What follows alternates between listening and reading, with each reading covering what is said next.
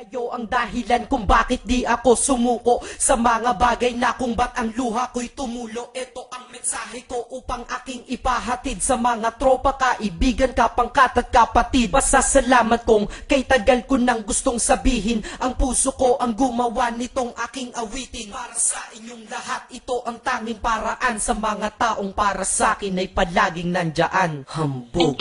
Kayo ang dahilan kung bakit di ako sumuko sa mga bagay na kung ba't ang luha ko'y tumulo. Ito ang mensahe ko upang aking ipahatid sa mga tropa, kaibigan, kapangkat at kapatid. Pasasalamat kong kay tagal ko nang gustong sabihin. Ang puso ko ang gumawa nitong aking awitin. Para sa inyong lahat, ito ang tanging paraan sa mga taong para sa akin ay palaging nandyan. Upang ako'y mabigyan ng kalakasan ng loob at manatili na nakatayo at di patataob na kahit na anumang pagsubok na nagdadatingan. Di ako takot pagkat alam kong may malalapitan. Pag ako ay mayroong problema na dinadala, akala ko ako'y nag-iisa, ngunit hindi pala. Alam nyo ba kung bakit?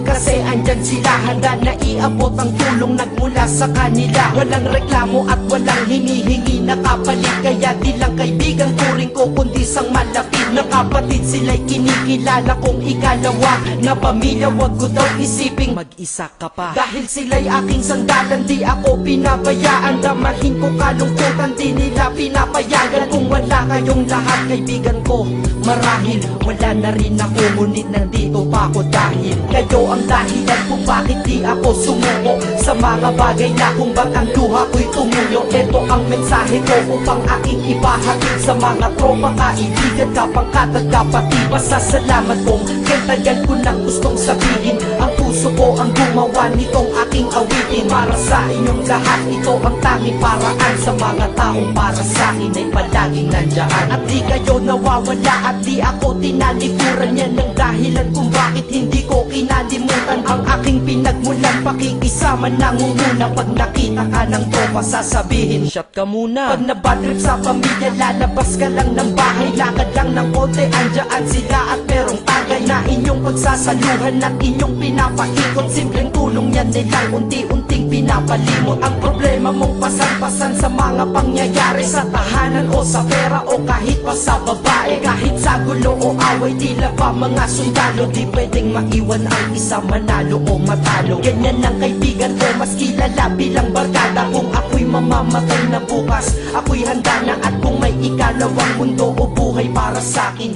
sana magiging tropa ko kayo pa rin. Kayo ang dahilan kung bakit di ako sumuko sa mga bagay na kung ba't ang luha ko'y tumulo. Ito ang mensahe ko upang aking ipahatid sa mga tropa, kaibigan, kapangkat at kapatid. Pasasalamat kong kay tagal ko nang gustong sabihin. Ang puso ko ang gumawa nitong aking awitin. Para sa inyong lahat, ito ang tanging paraan sa mga taong para sa akin ay palaging nandyan. Kaya ako'y kontento na dahil kayo'y naging parte ng buhay ko. Sa kabutihan nyo, paano ko gagante? Magtatawagan ng mga tropa, kita-kita lang sa kanto. Pagkatapos didiskarte ng pitselyosi at baso. Papaikot ang sombrero para mag-ambag ang tropa. Kahit 20 pwede na, basta lamang makatoma.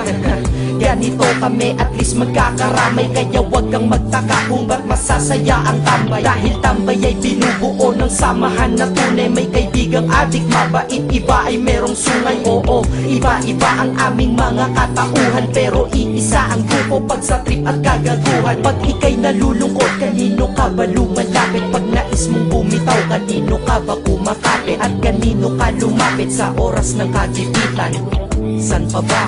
Diba sa kaibigan? Kayo ang dahilan kung bakit di ako sumuko sa mga bagay na kung ba't ang luha ko'y tumulo. Ito ang mensahe ko upang aking ipahatid sa mga tropa, kaibigan, kapangkat at kapatid. Pasasalamat kong kay tagal ko nang gustong sabihin. Ang puso ko ang gumawa nitong aking awitin. Para sa inyong lahat, ito ang tanging paraan sa mga taong para sa akin ay palaging nandyan. Salamat. Acero Records, Sad Productions, hambog ng Sad Pro.